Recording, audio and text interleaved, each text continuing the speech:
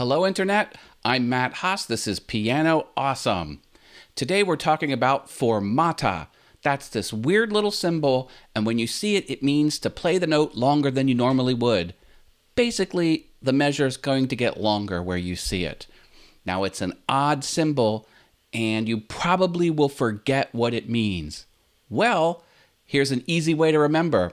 It kind of looks like an eyeball, doesn't it?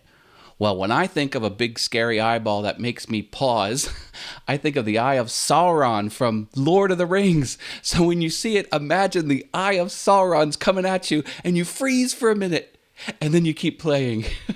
You can see this in the Happy Birthday song. This is where it goes. Happy birthday, dear. And then picks up first name, pause. Happy birthday to you. So I'll give you a demonstration. Here's how to do it.